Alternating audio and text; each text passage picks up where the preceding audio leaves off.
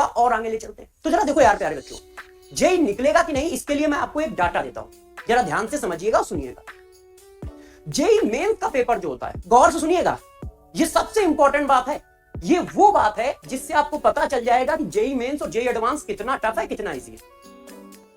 जरा समझिए, CBSE board का जो पेपर होता है या किसी बोर्ड का जो पेपर होता है, उस पेपर का जो लेवल होता है उसका 50 से 60%, एक स्लाइड खोल लेता हूं जैसे आपको थोड़ा सा डिटेल दे सकूं। जरा समझिएगा, किसी भी बोर्ड का जो पेपर होता है और जेई मेंस का पेपर जो होता है उसमें कम से कम 50 से लेके 65% तक क्वेश्चन का लेवल सेम होता है। वही लेवल होता है जो बोर्ड का लेवल होता है,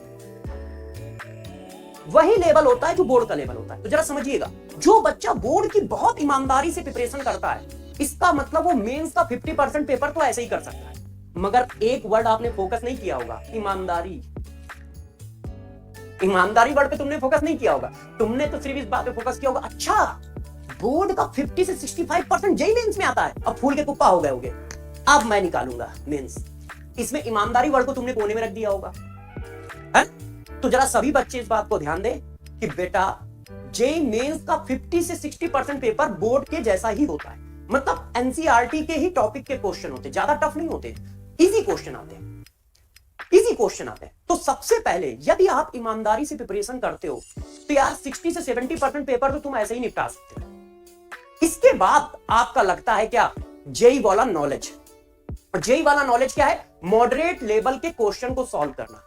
और मॉडरेट लेवल के क्वेश्चन जो होते हैं इजी होते हैं, आपसे हो जाएंगे, इसकी गारंटी मेरी है। अभी पढ़ाना शुरू करूंगा, ठीक है, आज की क्लास में तो आईआईटी के हो सकता है एक ही दो क्वेश्चन कराऊं, नहीं तो क्लास में हमेशा आईआईटी के ही क्वेश्चन कराऊंगा। और आप कहोगे क्या सर ऐसे क्वेश्चन आते हैं, तो ये होगा हाँ ऐसे क्वेश्चन आते हैं, ये होगा हाँ सर ऐसे ही क्वेश्चन। तो पहली बात, कोई भी बच्चा इस बात से ना घबराए कि जेई टफ होता है।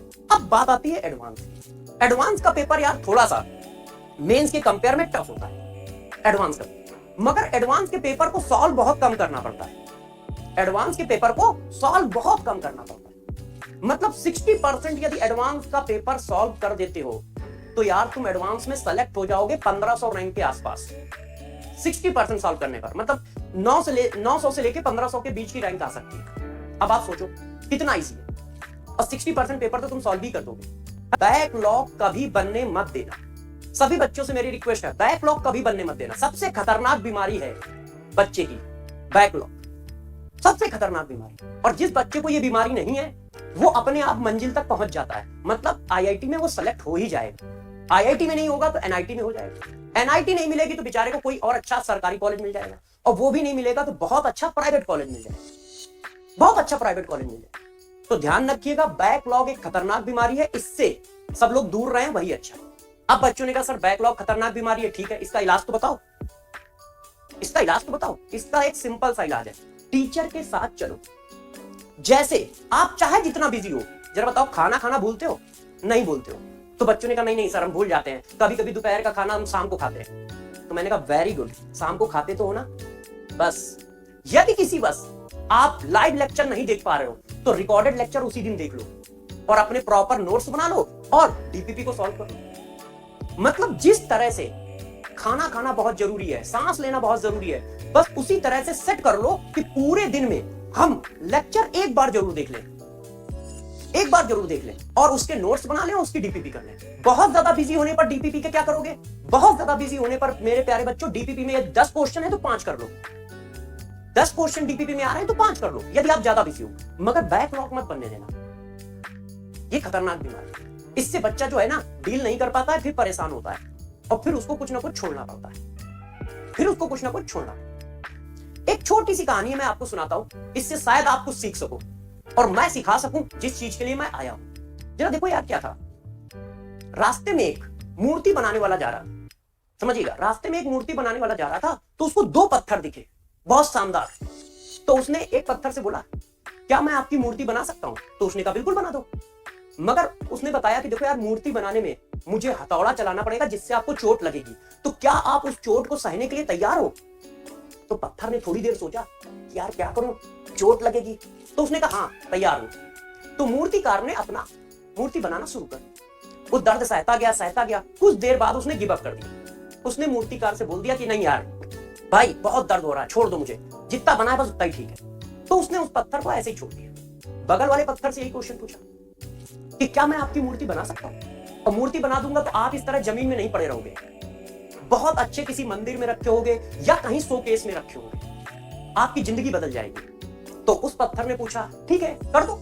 तो फिर उससे भी यही क्वेश्चन पूछा गया, बताया कि यार देखो दर्द बहुत होगा, थोड़ा पेन लेना पड़ेगा, सहना पड़ेगा, हम बना तो देंगे। तो उन्होंने कहा ठीक है। अब उस पत्थर पर भी छेड़ी हथौड़ी से काम चालू और उस पत्थर ने साहस के साथ किसी तरह उस पेन को बर्दाश्त किया और बर्दाश्त किया, चू नहीं किया, और साथ में फिर वो मूर्ति बन गई। अब उस मूर्ति को जाकर उसने एक मंदिर में रख दिया। तो जैसे ही वो मूर्ति मंदिर में रखी गई वो पूजने लगे सब लोग उसको, और जो पत्थर बचा था उसको जाकर उसके नीचे रख दिया और उसके ऊपर सब लोगों ने नारियल फोड़ना चालू कर दिया। अब जरा देखो इससे सीख क्या मिलती है। जिसने ज्यादा पेन सहा उसको लोग पूज रहे हैं, मतलब उसको सहा रहे हैं, उसको बता रहे हैं कि तुम काबिल हो, और जिसने पेन नहीं सहा उस पर सब लोग नारियल फोड़ रहे हैं। तो बस यही तुम्हारे साथ होगा।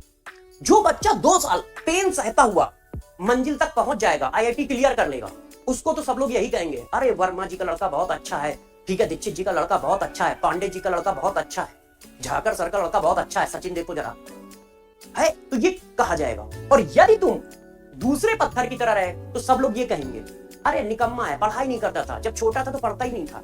और घर वाले भी कहेंगे, बाहर वाले भी कहेंगे। तो तुम्हें समाज का नारियल डेली तुम्हारे ऊपर फोड़ा जाएगा और डेली तुम्हें कोसा जाएगा। तो मेरा बस यही कहना है कि यार रास्ता लंबा होगा, थोड़े बहुत पेन मिलेंगे, मगर उन पेन को सहना पड़ेगा, और वो तुम्हें भी सहना होगा, हमें भी सहना होगा। ऐसा नहीं है बीमार तुम भी पढ़ोगे, बीमार हम भी पढ़ेंगे, दोनों को सिलेबस कंप्लीट करना है। तुम्हें वो सिलेबस पढ़ना है तो हमें वो सिलेबस पढ़ना है। तो हम दोनों लोग एक दूसरे का साथ देते हुए उस मंजिल तक पहुंचेंगे।